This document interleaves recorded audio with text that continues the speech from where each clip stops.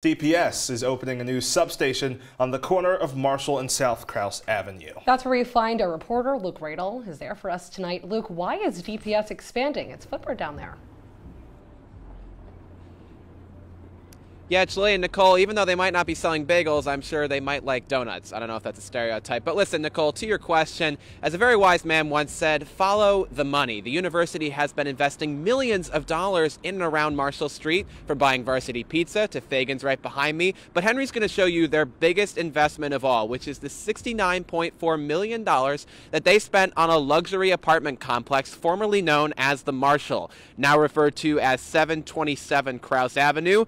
They're going to be converting those apartments, along with the Sheraton Hotel at the other end of Marshall Street, to sophomore housing at the beginning of the next academic year. And they say this new DPS substation will help them prepare for that. Let's take a look at what a DPS spokesperson had to say to CitrusTV News about this new investment. If we take a look at the statement right now, which should be coming up on your screen, they wrote, quote, "With the Sheraton Hotel and 727 Krause Avenue being converted into student housing, it is vital that DPS increases its footprint in the area to provide a visible presence to serve our students, faculty, and staff.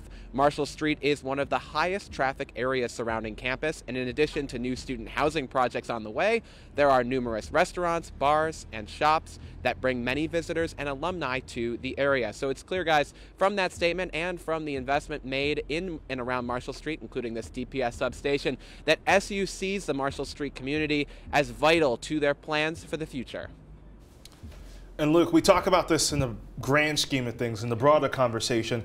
What is the university's logic behind moving many of the underclassmen, particularly sophomores, into housing at the Marshall and other places like the Sheraton? Yeah, it's certainly costly to transition these buildings, the Sheraton and the Marshall, which were not initially built to be student housing, over into housing for sophomores. But the university says they conducted a 3-year survey of students who experienced student housing life at the university, and they came to a conclusion that they don't like living on South. Now, I don't know if you really need a 3-year study to come up with that. You could ask some people who are living on South, in all honesty, but they say that they want to move more students, more underclassmen, to main campus so they have more access to resources like libraries, fitness centers, dining halls, and of course those classes, which are all right here on the main campus. But these new housing options will also have a lot more access to Marshall Street, which is why you're seeing investments like this DPS office behind me.